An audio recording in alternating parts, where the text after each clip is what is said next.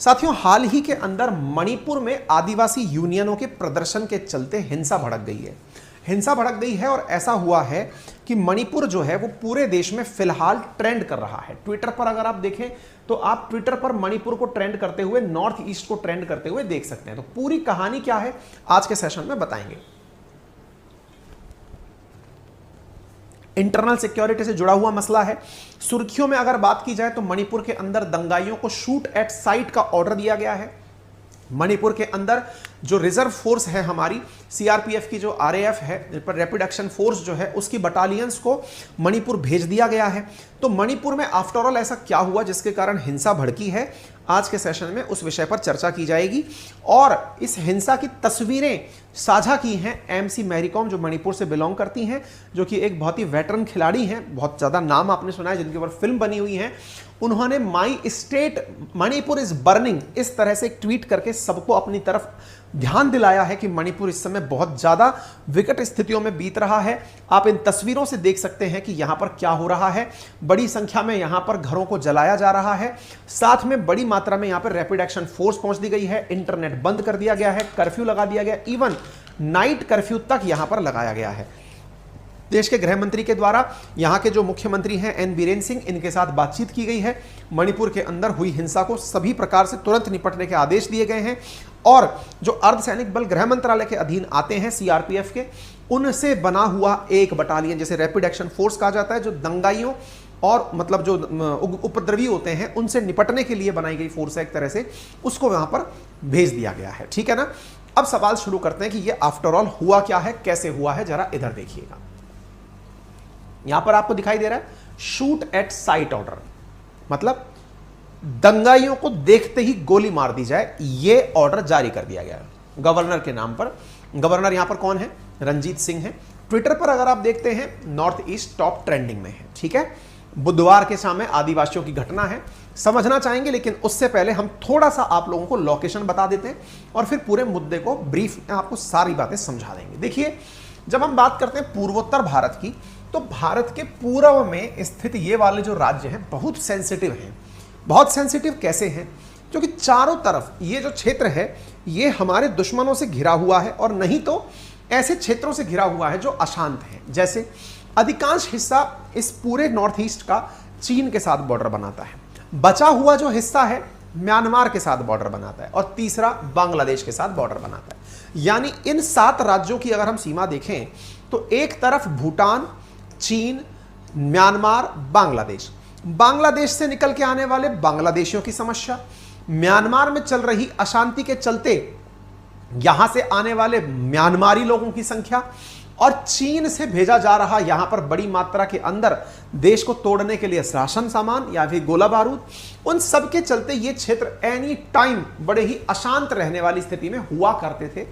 कुछ दिनों से यहां बड़ी शांति चल रही है, लेकिन अचानक मणिपुर अगर आप इसे नोटिस करें तो ये रहा मणिपुर, जिसको अगर आप बॉर्डर से समझें तो काफी बेहतर तरीके से समझ पाएंगे। देखिए साथियों, मणिपुर का एक तरफ बॉर्डर साझा होता है आसाम के साथ, एक तरफ बॉर्डर साझा होता है म्यांमार के साथ। आप इधर देखें, यह आपको मणिपुर दिखाई दे रहा है, यह दिखाई दे रहा है। इसका एक तरफ बॉर्डर साझा हो रहा है आसाम के साथ, एक तरफ बॉर्डर साझा हो रहा है म्यांमार के साथ। मणिपुर की राजधानी है इम्फाल, इसके एक तरफ है नागालैंड और एक तरफ है मिजोरम। ठीक है, अगर आपने इस चीज को ध्यान से देख लिया कि इसके एक तरफ म्यांमार है, तो बहुत सी बातें तो आपके ऑटोमेटिक क्लियर हो गई होंगी कि म्यांमार के अंदर इन दिनों बहुत विकट परिस्थितियां चल रही हैं। क्या विकट परिस्थितियां चल रही हैं? लोकतंत्र यहां बचा नहीं है, सेना जो है वो आए दिन मतलब सीधा बंदूकों से भून दे रही है लोगों को, है ना। तो ऐसी स्थिति में म्यांमार के अंदर से बड़ी मात्रा में लोग इस राज्य के अंदर माइग्रेट करके आ रहे हैं। ठीक है, अब इसकी कहानी को समझेंगे, लेकिन उससे पहले इसका अपना भी स्टेट मैप जान लीजिए साथियों। यहां पर यहां पर सरकार किसकी है? एन बीरेन सिंह की। एन बीरेन सिंह बीजेपी से बने हुए मुख्यमंत्री हैं, यह भी आप जान लीजिए। सारी तथ्यात्मक डेमोग्राफी, यहां की धर्म का सेंसस क्या है, सब बातें हम चर्चा में करेंगे, ताकि आप उस विषय पर बहुत अच्छे से अपनी पहचान और पकड़ बना पाए। अब जब हम मणिपुर में थोड़ा और अंदर तक जाते हैं तो आपको यहां की राजधानी दिखाई पड़ती है, ये रही इम्फाल। अगर आप इम्फाल को देखें तो असल में क्या है साथियों, ये पूरा क्षेत्र आपको याद होगा ना, मैंने अभी हाल आपसे क्या कहा, भारत में पहाड़ी राज्य हैं, मतलब भारत में पहाड़ बहुत लंबे क्षेत्र से है, मतलब यूं पकड़ लीजिए यहां से लेकर यूं करते हुए भारत में यूं पहाड़ पूरा घुमा हुआ है, यानी ये पूरा हिमालय है और फिर ये हिमालय यूं चक्कर काट करके यूं और आ रहा है। तो इस तरफ भी ना यहां पर भी पहाड़ी इलाका है पूरा। एक तरह से ये समझिए कि इस मणिपुर का लगभग 90%, अब यहीं से सारी बातें समझ में आने लगेंगी आपको, 90% जो क्षेत्र है वो पहाड़ी इलाका है। 90% क्षेत्र कैसा है? पहाड़ी इलाका है। 10% जो क्षेत्र है यहां का वो प्लेनर एरिया है, यानी मैदानी क्षेत्र है। ठीक है साहब, नंबर 1। इंटरेस्टिंग बात समझिए, जो मैदानी क्षेत्र है वो कहां पर है? इम्फाल में है। इम्फाल जो है वो यहां की राजधानी है। अब पहाड़ों में मैदान कैसे होते हैं? जैसे देहरादून को अगर आप देखें तो वो दून है, यानी कि वैली है, घाटी क्षेत्र है। ऐसे ही इम्फाल के साथ है। इम्फाल एक वैली क्षेत्र है, वैली बोले तो घाटी के रूप में स्थित जगह है, प्लेनर एरिया है। इम्फाल जो यहां की राजधानी है वो एक प्लेनर एरिया, यहीं से सारी बातें अब आपके समझ में आने लग जाएंगी। तो इम्फाल एक प्लेनर और मैदानी इलाका है। यहां पर बड़ी मात्रा में जो लोग रहते हैं वो एक विशिष्ट समुदाय से हैं जिनको हम मैती कहते हैं। MEITI, मैती समुदाय से लोग हैं। मैती यहां पर लगभग 53% अपना हिस्सा जनसंख्या का बनाते हैं। मतलब दोबारा समझिए, पूरा मणिपुर है, मणिपुर का 90% हिस्सा पहाड़ी है, 10% हिस्सा मैदानी है। उनमें से भी मैक्सिमम मैदानी क्षेत्र कहां पर है? इम्फाल में है। उस इम्फाल वाली जगह पर अधिकांश लोग कौन रहते हैं? मैती, जो कि पूरे मणिपुर का 53% है। मतलब अगर पूरे मणिपुर में 100 लोग रहते हैं तो 53 लोग इसी क्षेत्र में रहते हैं। अब आप इससे अंदाजा लगाइए, इम्फाल वाले क्षेत्र में रहते हैं। ठीक है, इतनी बात क्लियर हो गई। अगर हम धर्म की बात करें तो मैती हिंदू समुदाय से आते हैं, नंबर 1। और दूसरी बात, इन्हें मैती ब्राह्मण भी कहा जाता है। मतलब उन क्षेत्रों में इन्हें ब्राह्मण का दर्जा दिया गया है कि ये ब्राह्मण है। ठीक है, हालांकि इस क्षेत्र में ब्राह्मण वगैरह की इनकी मांग नहीं है, या कुछ और ही चल रहा है। चल क्या रहा है अब मैं वो बताता हूं। चूंकि मेजॉरिटी यहां पर मैती है और वो इम्फाल में रहती है, लेकिन मैंने आपसे क्या कहा? इम्फाल में 10% तक का ही मैदानी क्षेत्र है, या यूं कहिए 7-8% का होगा, लेकिन कुल मैदानी क्षेत्र में अधिकांश कहां पर है? इम्फाल में है। यानी 53% जो लोग बाग हैं जो कि मणिपुर में रहते हैं वो केवल 10% भूमि का ही स्वामित्व रखते हैं। ध्यान से समझिएगा, अब यहीं से सारा खेला बिगड़ने वाला है। दोबारा सुनिए, मैती कहां रहते हैं? इम्फाल में रहते हैं। इम्फाल के अंदर, इम्फाल और इम्फाल के आसपास की जो घाटी क्षेत्र है उसमें रहते हैं। ये लोग रिलीजियसली हिंदू हैं। हिंदुओं की संख्या 53% है, लेकिन मैदानी क्षेत्र चूंकि 10% है तो 10% ही इनका क्षेत्रफल एरिया है। इतनी बात समझ में आ गई। बाकी बची पॉपुलेशन 47% है। ये 47% पॉपुलेशन ट्राइबल है, ट्राइब्स हैं। ये ट्राइब्स बोले तो आदिवासी हैं, जिनमें कुकी, नागा ऐसी ट्राइब्स हैं। मैं ट्राइब्स में दिखाऊंगा कौन कौन सी हैं। ये जो 47% ट्राइब्स हैं, ये अलग अलग ट्राइब्स बहुत सारी तरह से अपने गुट बनाकर रहती हैं। आदिवासी जो हैं वो अपने अपने गुट बनाकर यहां पर रहते हैं। उन आदिवासी के गुटों में मेजॉरिटी लोग जो हैं वो ईसाई धर्म की मान्यता रखते हैं। ईसाई धर्म की मान्यता रखते हैं। कुछ एक यहां पर मुस्लिम भी हैं, जो कि या तो बांग्लादेश से माइग्रेट होकर आए हैं, या म्यांमार से रोहिंग्या के रूप में आए हैं, या म्यांमार से म्यांमारी बनकर यहां आए हैं। ठीक है, मेजॉरिटी मैंने आपको बता दी, धीरे धीरे औरों के बारे में बता दी। इंटरेस्टिंग फैक्ट सुनिए। फैक्ट यह है कि ये जो 47% जो लोग हैं, इनके पास मणिपुर की 90% जगह का कंट्रोल है। यही इंटरेस्टिंग बात, दोबारा सुनिएगा। मणिपुर में कुल क्षेत्रफल मान लीजिए 100% है, 10% मैदानी क्षेत्र है, मैदानी पर मैती है, मैती के पास 10% क्षेत्रफल है, 53% जनता 10% क्षेत्रफल पर निवास करती है, और 90% जो क्षेत्रफल है उस पर 47% जनता का कब्जा है। इतनी बात समझ में आ गई। तो पहला कॉन्फ्लिक्ट जो आपको समझ में आना चाहिए वो क्या है? Land conflict. लैंड कॉन्फ्लिक्ट कैसे? यहां की जनता क्या चाहती होगी? जनता चाहती होगी कि हमारा ये जो 10% वाले जो जगह वाले लोग हैं, इन्हें लैंड अगर चाहिए तो क्या करना होगा? अब यहां का नियम सुनिए।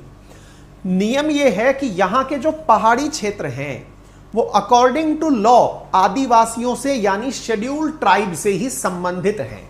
दोबारा सुनिए, 90% के समझदार कौन? 47% लोग। 47% लोग कौन? ट्राइब्स। ट्राइब्स काय में आते हैं भारत के अंदर? एसटी में, शेड्यूल्ड ट्राइब के अंदर आते हैं। तो शेड्यूल्ड ट्राइब्स जो हैं उनके पास 90% भूमि है, पहाड़ों का अधिकांश हिस्सा उनके पास है। ऐसी स्थिति में इन लोगों की मंशा क्या होगी? मंशा होगी कि साहब हमें जमीन मिले। जमीन कैसे मिले? क्योंकि अकॉर्डिंग टू लॉ जमीन तो किसकी है? ट्राइब्स की है। इसलिए इन मैती लोगों ने कोर्ट में अपील की और कई सालों से इनका केस चल रहा है कि सर हमें भी ट्राइब्स ही माना जाए, हम मणिपुर के रहने वाले मैती हैं, हमारी भाषा ही मणिपुरी के नाम से जानी जाती है, जो भारत के ऑफिशियल लैंग्वेजेस में 22 भाषाओं में से एक भाषा है। आगे बात समझ में? आपको याद होना चाहिए इनकी ही भाषा है मैती भाषा, मणिपुरी भाषा, जो कि ऑफिशियल लैंग्वेज जो भारत की 22 हैं शेड्यूल 8 वाली, उनमें से एक भाषा है। क्लियर है? अच्छा, अब सुनिए, तो बोले सर इन्होंने कहां पर केस किया? हाई कोर्ट में। हाई कोर्ट से क्या कहा? सर हमें भी किस में शामिल किया जाए? ट्राइब्स में शामिल किया जाए। अब ध्यान से सुनना, मैती ट्राइब में आएगा, ट्राइब में आएगा तो ही तो जमीन पाएगा। ट्राइब में आने के और क्या फायदे हैं? शेड्यूल ट्राइब में आने पर नौकरी में भी रिजर्वेशन मिलता है, नौकरी में रिजर्वेशन मिलता है, कॉलेज में रिजर्वेशन मिलता है, सरकारी योजनाओं का लाभ मिलता है, वो अतिरिक्त चीज है। यहां पर असल में सरकारी नौकरी से ज्यादा जमीन की डिमांड है जो आपको समझनी होगी। अब इस जमीन की डिमांड को लेकर के मैतियों ने हाईकोर्ट में अपील दायर कर रखी थी। हाईकोर्ट का रिसेंटली फैसला आया है और हाईकोर्ट ने हाल ही में यहां की सरकार से कहा है कि जल्दी ही मैतियों को एसटी में शामिल करने की योजना बनाई जाए। दोबारा सुनिए, हाईकोर्ट ने क्या कहा है यहां की सरकार को कि मैतियों को ट्राइब्स में यानी शेड्यूल्ड ट्राइब में शामिल करने की योजना बनाई जाए। और सरकार से कहा है, एन बीरेन सिंह की सरकार से, कि आप ऐसी कार्य योजना बनाकर हमें साझा करें और केंद्र से साझा करके मैतियों को शेड्यूल्ड ट्राइब में साझा कर दें। तो अब बताइए, अगर ये लोग ट्राइब में साझा होंगे तो सबसे ज्यादा किन्हें दिक्कत होगी? आंसर है ट्राइब्स को दिक्कत होगी। ट्राइब्स कौन से? जो पहाड़ों पर रहते हैं। कितने परसेंट है वो? 43%। जो 47% जो ट्राइब्स हैं उन्हें दिक्कत होगी। क्यों? क्योंकि अब उनका हक मारा जाएगा। कौन सा हक? जमीन उनसे छीन सकती है, क्योंकि अब प्लेनर एरिया में रहने वाले लोग भी जमीन ले पाएंगे, नंबर एक। नंबर दूसरा, अब नौकरियों में भी मैतियों के द्वारा अपने द्वारा डिमांड की जा सकेगी। ऐसी स्थिति में उनका नौकरी के ऊपर रिजर्वेशन से भी हक मारा जाएगा। तो अब आप बताइए, जिसको दिक्कत होगी यानी कि जिसे यह लगता है कि मेरा हक जाएगा, वो कौन है? ट्राइब है। इसी वजह से वहां पर all tribe student union ATSU नामक एक संगठन ने सभी ट्राइब्स को एक साथ एकत्रित किया और कहा कि इंफाल चलो, मतलब इस क्षेत्र में चलो जहां पर कौन लोग रहते हैं? ये मैती लोग रहते हैं। बुधवार की शाम को वहां पर सब लोग एकत्रित हुए, सबने आंदोलन निकाला। आंदोलन निकाल करके कुछ इस प्रकार से आप देख सकते हैं, ट्राइब सॉलिडरिटी मार्च, यानी कि वो सारी ट्राइब्स एक हो गई और होकर के उन्होंने कहा कि हम लोग एक हैं, हम अपना ट्राइबल हिस्सा किसी को नहीं देंगे, यानी किसी को भी हम ट्राइब नहीं बनने देंगे। ट्राइब नहीं बनने देंगे यानी मैतियों को ट्राइब में शामिल नहीं होने देंगे। और ये जो ट्राइब्स यहां एकत्रित हुई, इन्होंने ही यहां पर इस प्रकार का दृश्य मचा दिया जिसे आप इस समय न्यूज में देख रहे हैं। क्या आपको मेरी बात समझ में आ गई?